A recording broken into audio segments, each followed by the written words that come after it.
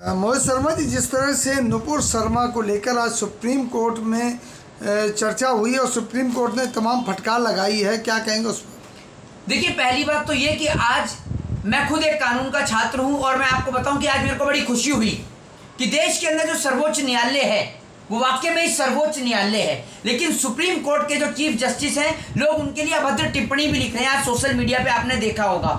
क्या भारतीय जनता पार्टी के समर्थन में अगर कोई फैसला नहीं आता है, क्या वो अगर फैसला भारतीय जनता पार्टी के समर्थन में नहीं आएगा तो आप चीफ जस्टिस के लिए गलत प्रकार से उनको ट्रोल करेंगे? ये बताइए आप मुझे। दूसरी बात ये कि जिस तरीके से जो सुप्रीम कोर्ट के जो न्यायाधीश हैं उन्होंने क्या गलत बोला है, और एक स्टेटमेंट आप मुझे बताइए, एक वर्डिक आप उनका बताइए जो उन्होंने गलत बोला हो। भाई, वो जो न्यायाधीश की वो पोस्ट पे बैठे हैं वो किसी नेता की टोपी नहीं है, वो न्यायाधीश की पोस्ट है और न्यायाधीश की पोस्ट पर बैठकर उन्होंने न्याय करने का काम किया है। उन्होंने कहा है कि आपकी वजह से पूरा देश जला है, और ये बात हकीकत है।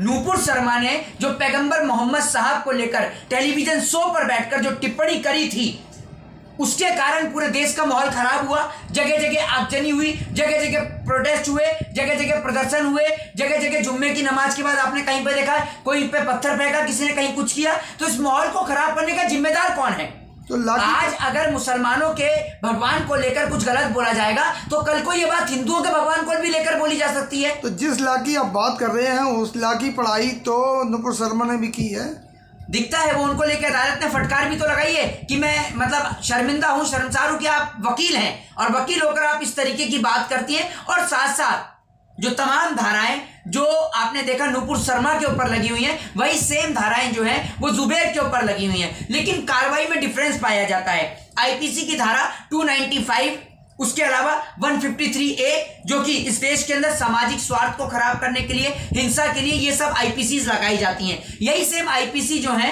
वो मैं आपको बता दूं कि नुपुर शर्मा के ऊपर भी लगी है और जुबैर के ऊपर भी लगी है। लेकिन कार्रवाई का स्टैंड देखिए जनाब, एक को उठा लिया जाता है रातों रात और एक नहीं उठता कई दिनों तक। कोर्ट ये तक कहता है कि आपके लिए रेड कारपेट बिछाया जाए, बताइए।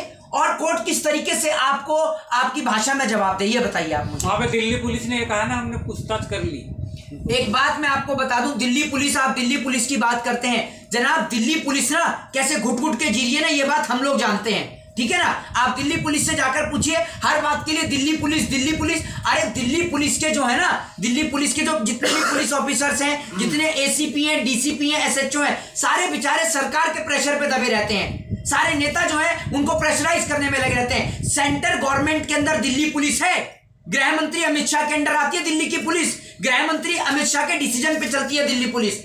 तो गृह मंत्री अमित शाह से सुप्रीम कोर्ट को सवाल करना चाहिए, दिल्ली पुलिस का कोई भी ऑफिसर इस बात के लिए, इस वर्डिक्ट के लिए जिम्मेदार नहीं है। दिल्ली पुलिस के ऑफिसर्स के हाथ बांध रखे हैं। दिल्ली पुलिस का अफसर अगर किसी गुनहगार को गिरफ्तार करके लाता है अपनी जान पर खेलकर, तो नेताओं के फोन आ जाते हैं, अरे इसको छोड़ दो, उसको छोड़ दो, इस पे मुकदमा दर्ज मत करो, इस पे मुकदमा मत कर दो। दिल्ली देश की राजधानी है, लेकिन जिस तरीके से दिल्ली के अंदर आए दिन दंगे हो रहे हैं उसका जिम्मेदार कौन है? भारतीय जनता पार्टी के अंदर है। ये सेंट्रल गवर्नमेंट जो है भारतीय जनता पार्टी की है और पुलिस इन्हीं के अंडर है। आप कह रहे दिल्ली पुलिस काम नहीं करती, अगर दिल्ली पुलिस काम न करती तो बग्गा को पंजाब से ले आई थी।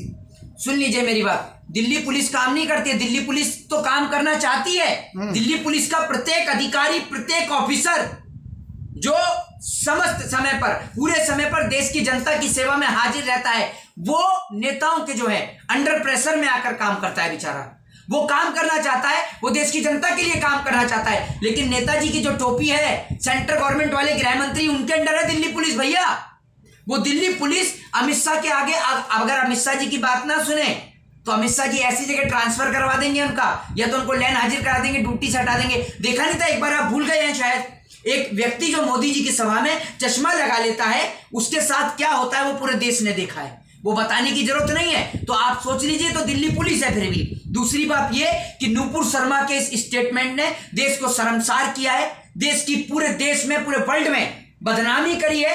दूसरी सबसे बड़ी बात और अहम बात ये कि जिस टाइम पर नुपुर शर्मा ने यह मुद्दा उठाया था, उसी टाइम पर देश के अंदर कश्मीर का मुद्दा चल रहा था। लेकिन नुपुर शर्मा जो कि ब्राह्मण समाज से आती है, और लोग कहते हैं कि मोहित शर्मा नुपुर शर्मा को समर्थन क्यों नहीं कर रहे हैं, तो मैं आपको बता दूं कि मोहित शर्मा इस देश में कॉन्स्टिट्यूशन ऑफ इंडिया के साथ है, भारतीय संविधान के साथ है, और मोहित शर्मा उस समय नूपुर शर्मा के नहीं, कश्मीरी पंडितों के साथ खड़े थे, जो कश्मीरी पंडितों की जान जा रही थी कश्मीर के अंदर। लेकिन दुर्भाग्य की बात यह है कि नूपुर शर्मा एक ब्राह्मण होते हुए उन कश्मीरी पंडितों के लिए नहीं बोली जिनके ऊपर भारतीय जनता पार्टी की सरकार के राज में अत्याचार हो रहा था। वो इसलिए नहीं बोलती है क्योंकि उस समय उनकी सरकार थी। और आज ये न्यूज चैनल जो है ये अखाड़े का मैदान बन चुके हैं। देश की गोदी मीडिया ने चंद टीआरपी पाने के लिए अपने जो है सारी गरिमाओं को लांघ दिया है। ये टीवी चैनल्स आज की डेट में देश के लिए सबसे बड़ा खतरा है। भारत देश को अंदर टीवी चैनल्स के लिए कुछ रूल्स और रेगुलेशन बनाने चाहिए। सूचना प्रसारण मंत्रालय जो है वो इनके ऊपर कोई कार्रवाई नहीं करता है। जिस तरीके से आपने देखा कई दिनों के बाद कार्रवाई होती है, ये एक नहीं है, लाइव डिबेट के अंदर कहीं भी जूता निकल जाता है। अरे क्या है ये, पूरा देश आपको देख रहा है। लाइव डिबेट में आप जूता निकाल कर दिखा देते हैं। आपकी पार्टी के अंदर जो आपके नेता हैं, आप जिनको पॉलिटिकल एनालिस्ट बताते हैं, राजनीतिक विशेषज्ञ बताते हैं, हिंदू धर्म गुरु बताते हैं, आपने हिंदू धर्म के लोगों से पूछा है जिनको आप हिंदू धर्म गुरु बनाकर बिठाल रहे हैं, किसकी परमिशन से बिठाल रहे हैं? अच्छा मोहित शर्मा जी, कुछ मीडिया चैनल्स जी नूपुर शर्मा को जिम्मेदार ठहरा रहे हैं उदयपुर की घटना को। वहीं भारतीय जनता पार्टी तमाम लोग कह रहे हैं कि अशोक गहलोत पूरी तरह से जिम्मेदार है। क्या मैं आपको बता दूं, नूपुर शर्मा तो जिम्मेदार है ही हैं, लेकिन वो जो दो आतंकवादी हैं जिन्होंने इस प्रकार की घटना करी है, उनको हम किसी भी तरीके से उनके साथ और समर्थन में नहीं खड़े हैं। मोहित शर्मा इस देश के अंदर कहीं भी किसी भी हिंसा का समर्थन नहीं करता है।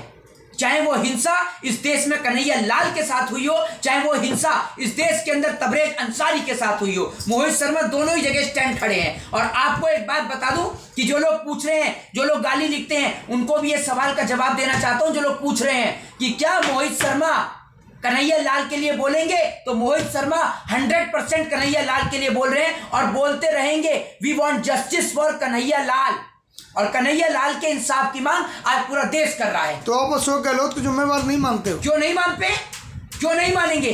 सरकार है तो जिम्मेदारी लेनी पड़ेगी।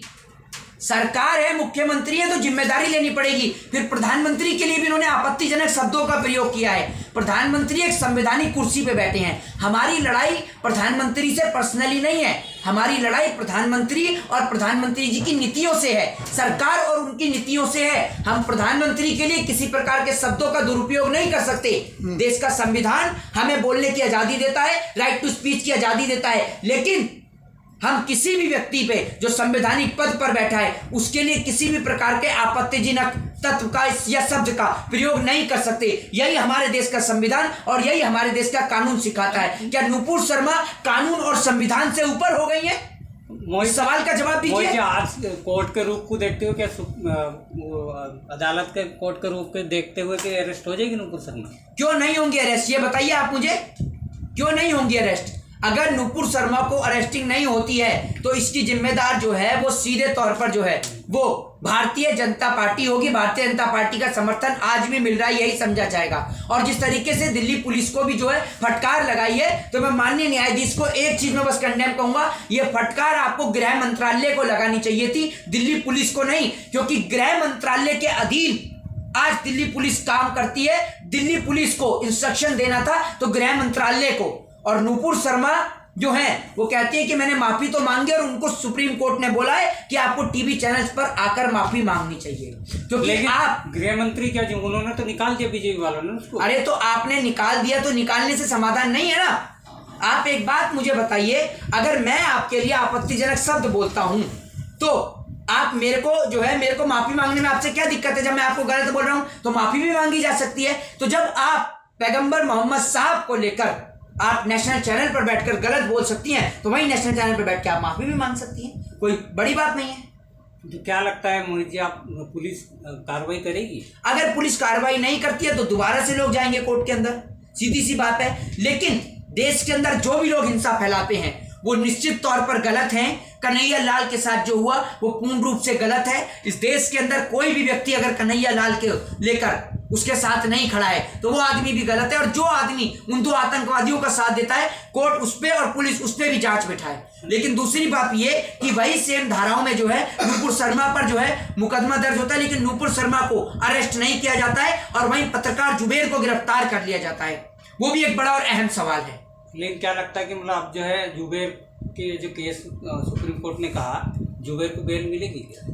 देखिए, मिलनी चाहिए, लेकिन भारतीय जनता पार्टी की सरकार है, कुछ हो भी सकता है और नहीं भी हो सकता है, हम इसको पूर्ण रूप से नहीं कहेंगे। दूसरी बात ये कि नुपुर शर्मा के स्टेटमेंट का समर्थन करने के लिए आपने देखा होगा जो बीसीडी है, बार काउंसिल ऑफ दिल्ली हो, चाहे फिर कोई भी हो, कोई भी आपने देखा होगा, कोई भी एडवोकेट है वो, फिर भी एडवोकेट उनके साथ में नहीं आए, कोई भी वकील उनके साथ में नहीं आया, क्योंकि कोई भी गलत चीज का समर्थन इस देश में नहीं करता है।